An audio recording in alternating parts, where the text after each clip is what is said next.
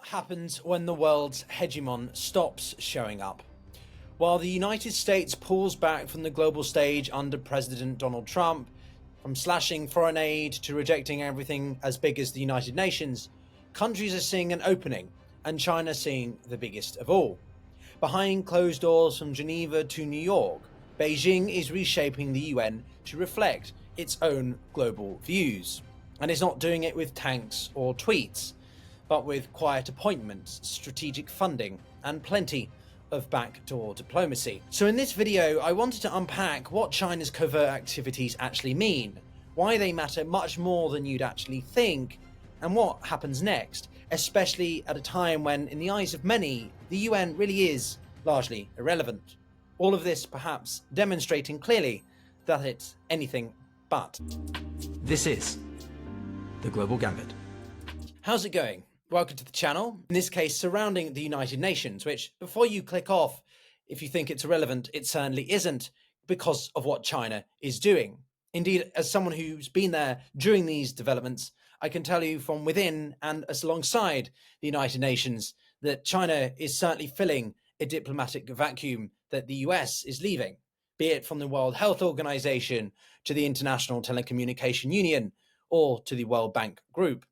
I'm going to take you through a little bit of how Beijing has, and is increasingly now in 2025, reshaping the rules of global governments, one committee seat, funding package, and quiet consensus at a time.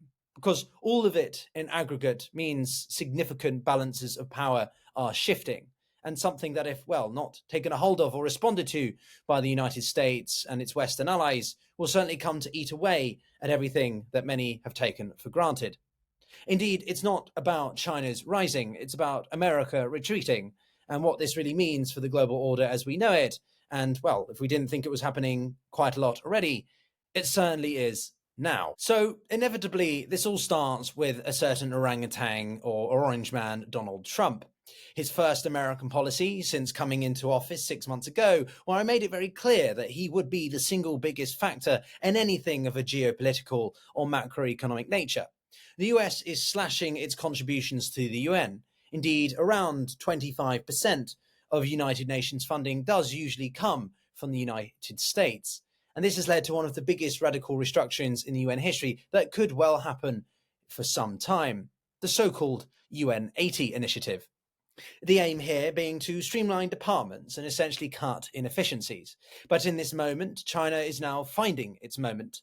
Indeed, Geneva, where I have been based, has often been dubbed, quote-unquote, the kitchen of global diplomacy.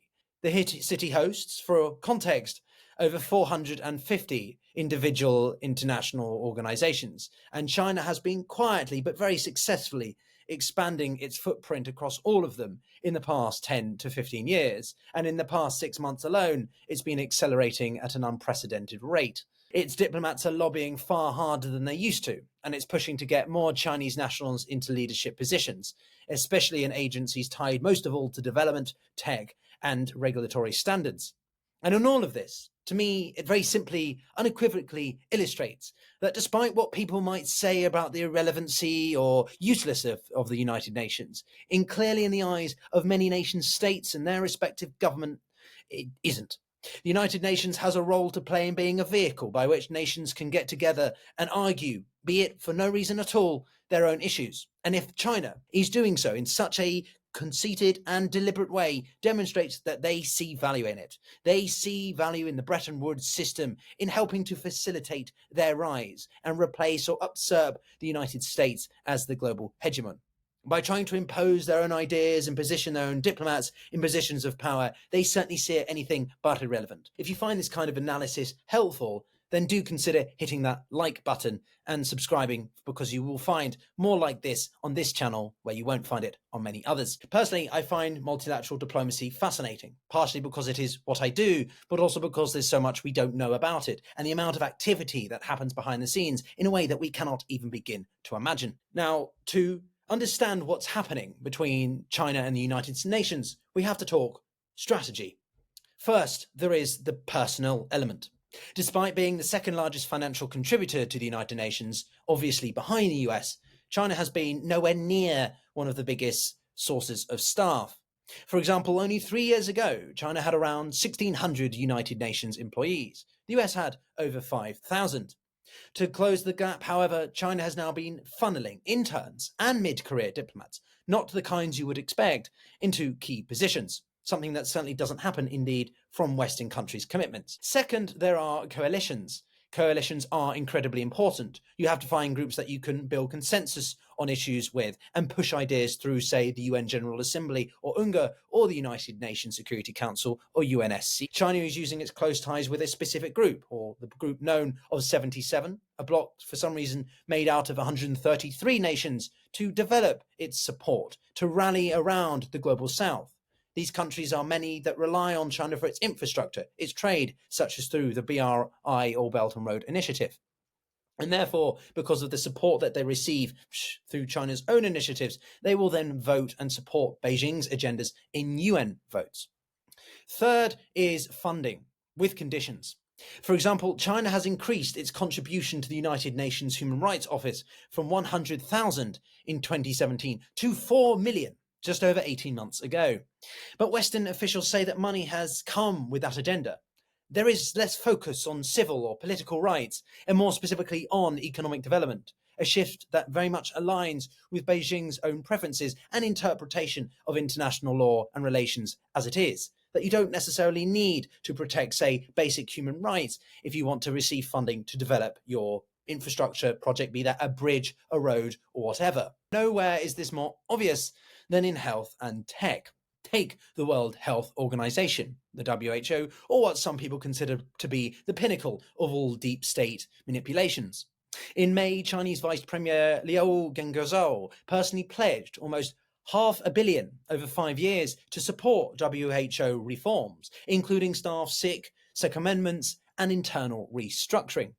Now, Western officials see this as largely soft power play, something that China is increasingly good at, and not in ways that we might expect it through the traditional handbook of soft power, especially after Beijing's controversial handling of COVID-19. But now it's back in the room and better positioned than ever. There is, of course, the International Communication Union, or ITU, the UN agency that effectively sets all global communication standards on anything that is of a transnational nature. A former Chinese diplomat has led the agency until just 3 years ago, and now, whilst it's an American who heads it, the Chinese have many positions of influence, including the Director of Development, directly appointed, moreover, by the Chinese Communist Party. So why does that matter? Because the ITU is a platform to promote China's digital Silk Road, or any of its initiatives to export Chinese internet infrastructure, norms, and standards to the broader global south. As other officials have put it, the positions remain highly disputed between the US and China, a multilateral tug of war, if you will. There is a growing essence of power play within the UN, and China just won the bid to host the ITU's most now influential forum, the World Radio Communication Conference in Shanghai, in a couple of years. And then there is my personal experience in the World Bank itself to artificially enhance some of the figures and statistics that are measured around Chinese economic development, some of them putting China in a better light than it might actually be. You can find plenty of videos on the channel about that. As I said before, at the heart of this power play is this UN80 initiative. It is a reform package to streamline bloated UN bureaucracy, which, trust me, there is plenty of. The restructure involves merging development agencies, cutting overlapping roles, and prioritizing efficiency. China has publicly endorsed these reforms, calling for, quote, greater representation for the global south and respect for national sovereignty. But Western diplomats warn that this is more than a neutral makeover. It is very clear that China is attempting to expand its presence in the multilateral systems much more focusedly, not merely through, say, bilateral relations or thematic and specific organizations like the Shanghai Cooperation Organization or BRICS. In plain terms, they are embedding loyal allies, shaping policy language, and quietly rejoining the lines of global governance. They do this through influencer agencies, as we've seen countless times through Australia, Canada, or the United Kingdom, advisors being direct to the former government, say, employees here, as was the case in the UK a couple of years ago. And now, with the United States distracted and Europe disjointed over its various commitments or pressures it must contend with, from Ukraine to strategic autonomy because of Trump's United States, China is casting itself as the quote-unquote honest broker, especially to nations most disillusioned with the West's double standards, something we cover more than enough on this channel. From Africa, the Indo-Pacific and parts of Latin America, where I can tell you firsthand from initiatives and projects I have been on, China wins votes left, right and centre, but not through ideology, through infrastructure, through pure pragmatism and commitments based on materialistic terms.